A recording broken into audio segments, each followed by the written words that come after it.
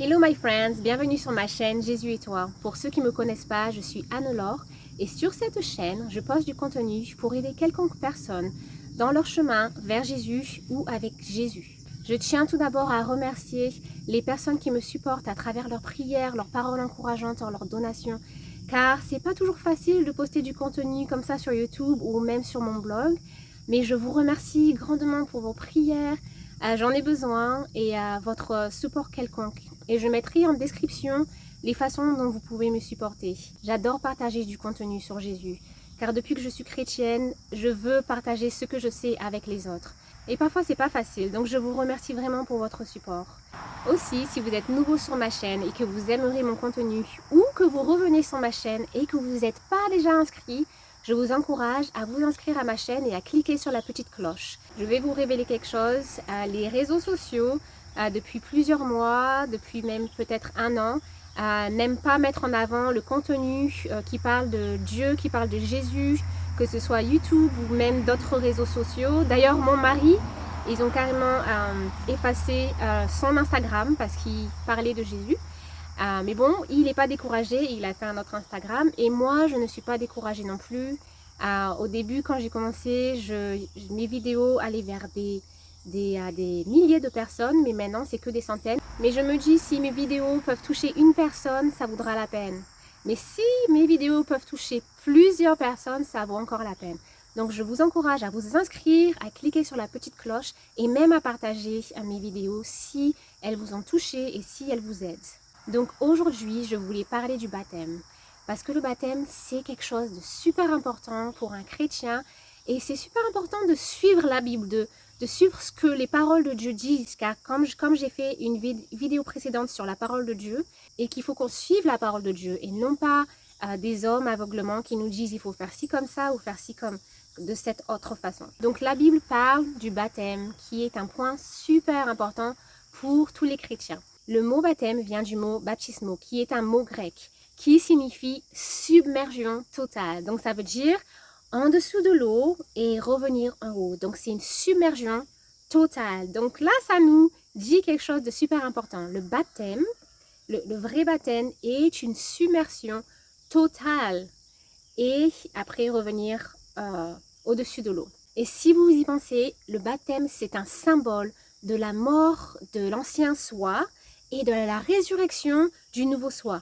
Le baptême nous rappelle la mort de Jésus et la résurrection de Jésus. Donc quand on veut suivre Jésus, l'ancien soi meurt et c'est une nouvelle personne, une nouvelle créature comme la Bible dit, qui réapparaît. Et vous pouvez voir dans la Bible que Jésus lui-même a été baptisé par submersion en dessous de l'eau et il est réapparu au-dessus de l'eau. Et il a fait ça pour un exemple pour nous. Toutes les personnes avant qui viennent, qui n'ont pas été baptisés, et même les personnes futures qui ne peuvent pas être baptisées, soit parce qu'ils n'ont jamais entendu parler de ça, ou soit parce que peut-être ils ont des conditions médicales et ils ne peuvent pas être baptisés. Donc Jésus a été baptisé pour ceux qui n'ont pas été baptisés et par exemple pour nous, par submersion. Mais même s'il a été baptisé pour certaines personnes, comme le criminel qui était sur la croix par exemple, si on connaît la vérité, il faut suivre la vérité. Car la Bible dit que quand on connaît la vérité, il faut suivre la vérité. Donc si vous connaissez la vérité à propos du baptême, je vous encourage à aller vers le baptême. Donc qui peut être baptisé? Quand on va à Jésus, on commence à connaître Jésus. Et on croit qu'il est mort sur la croix pour nos péchés. Et on se répand. On se répand de nos péchés et on se tourne de nos péchés. On ne veut plus pécher. Pas qu'on devient parfait. Mais on ne veut plus pécher dans notre cœur, on ne veut plus faire ces choses anciennes qui nous apportent tellement de peine d'ailleurs.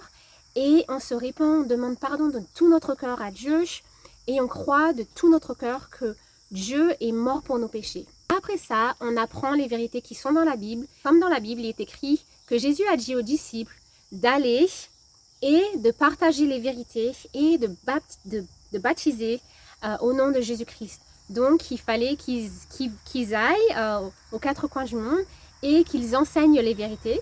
Et ensuite, il y a le baptême. Donc, on vient à Jésus, on se répand de nos péchés et après, on apprend des vérités de la Bible et après, on est baptisé. Et vous pouvez voir ce verset biblique dans Matthieu chapitre 28 et je pense que c'est verset 20. Quand on sait cela, que pour être baptisé, d'abord on vient à Jésus, on se répand, on apprend les vérités bibliques. Un enfant, je sais qu'il y a certaines personnes qui vont être choquées et qui vont pas aimer ce que je vais dire, mais un petit enfant, un bébé, ne peut pas être baptisé. Car un bébé est innocent, un bébé ne connaît pas toutes ces choses de se repentir, d'apprendre les vérités bibliques. Et d'ailleurs, voilà, les bébés qui sont baptisés avec juste un peu d'eau ou même les adultes, c'est pas biblique du tout. Donc lisons, étudions la Bible et suivons la Bible. Quand j'étais enfant, j'ai été baptisée par un peu d'eau sur la tête quand j'étais bébé, parce que mes parents pensaient que c'est ce qu'il fallait faire. Donc ils ont fait de leur mieux. Mais la Bible dit que le vrai baptême en Jésus-Christ, c'est le baptême par submersion après de se repentir. Car c'est la mort de l'ancienne vie et après on prend un nouveau souffle d'air et c'est une nouvelle vie en Jésus-Christ. C'est une nouvelle naissance. Je mettrai en description des liens pour plus d'études avec tous les versets bibliques que vous pouvez trouver. Comme ça, vous pourrez voir que ce que je dis, c'est vraiment biblique. Donc, je vous encourage à aller trouver la vérité et ne pas suivre aveuglément ce que des personnes disent, même si elles parlent très bien, même si elles ont beaucoup de prestance, mais suivez la Bible. Je vous encourage et je ne suis pas là pour juger. J'ai été dans le passé trompée par des personnes qui peut-être pensaient bien faire, mais voilà, je ne suivais pas du tout la Bible et je faisais des choses qu'on me disait de faire parce que bon, j'étais enfant aussi. Mais je vous encourage à suivre la Bible et ses enseignements. Car la parole de Dieu a du pouvoir. Dieu est la parole. Comme la Bible nous dit, Dieu est la parole. Et je vous encourage à regarder ma vidéo précédente sur la Bible. Vous pouvez avoir confiance en la Bible. Et il y a des preuves pour ça. Regardez ma vidéo précédente. Aussi, le baptême, c'est un témoignage public.